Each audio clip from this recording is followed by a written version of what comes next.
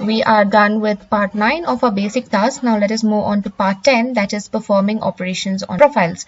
So the Sketcher Workbench provides a set of functionalities for performing operations on profiles. Let us start off with creating corners. So imagine we have a rectangle.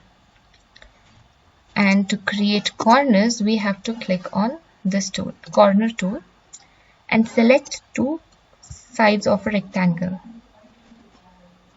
Now it will ask whether we want corner on the right side or on the left side. Obviously, we will choose the left side. Click. And we can double click on the radius to give our value. Save done. We'll get corner of radius 10. Now there are other options for corner also. So this one is trim first element. So if we select this as the first element and this as the second element, it will trim the first element side that we have selected. Again, we can double click on the radius and set the radius. So this is how the second tool works. There's another option where no trim but corner will be created. For that, we click on the first side, then the second side, create corner, set the radius. You can see that these two sides are not being trimmed, but the corner is created.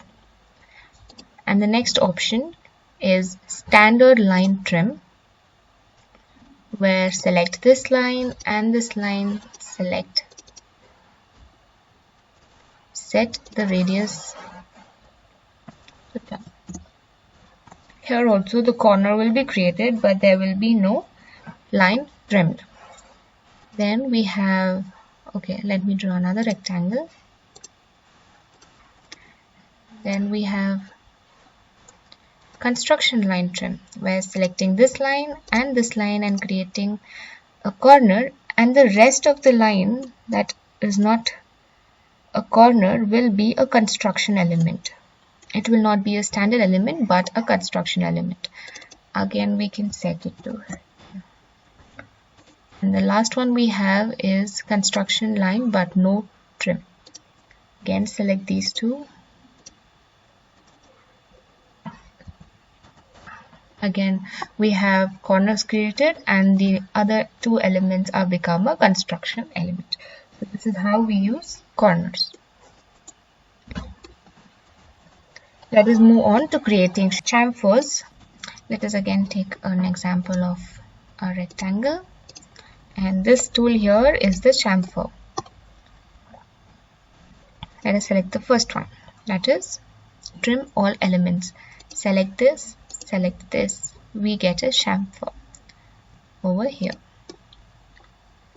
We can select the degree by double clicking on it and selecting 50 and length like that.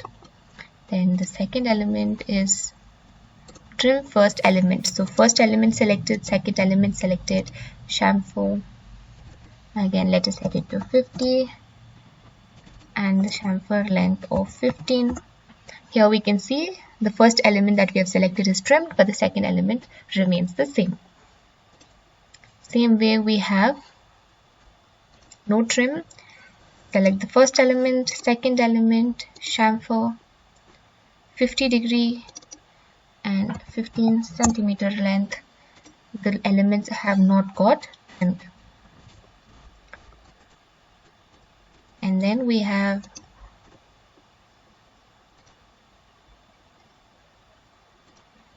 select the first element, second element, trim, and the other two elements become a construction element. The length of the element is 15 and the angle is 50. We have seen the other two elements are construction elements. So this is how we use chamfer. Now for trimming elements we have, now for trim, imagine we have two lines, two intersecting lines, one like that and the other one like this. So click on trim, select the lines that are supposed to be there like that and trimming this line like that. So whichever line we want to be trimmed, we can select on the line and select trim. So imagine we have two lines, one like that and the other one like that. Now using trim, select this line and this line. We can see that these two lines are present, but the other two lines have got trimmed. Vice versa, now if we select this line and this line, we can see the other two parts have got trimmed, but these two will remain the same. So this is how we use trim. Now let us move on to breaking and trimming, which is break. So imagine we have a circle intersecting another circle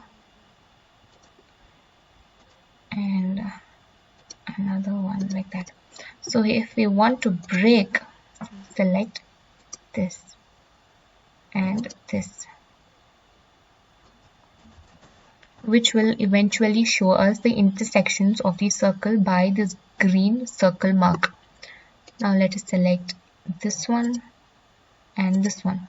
You can see that there's an intersection here, and to break it we can use the quick trim. Select this. You can see that it is exactly cut at this intersection, and use this, click on trim and select this. It gets cut on this intersection. Again, use this. You can see that this intersection is got cut. This is how we use cut. So we also have other options on break. So imagine we have a line and two other lines intersecting it, and we use break. This line, we select this line, then the line outside this line will get trimmed, but the interior line will remain the same. Now the same way, if we use this, the line which we get selected will get trimmed. Now this will show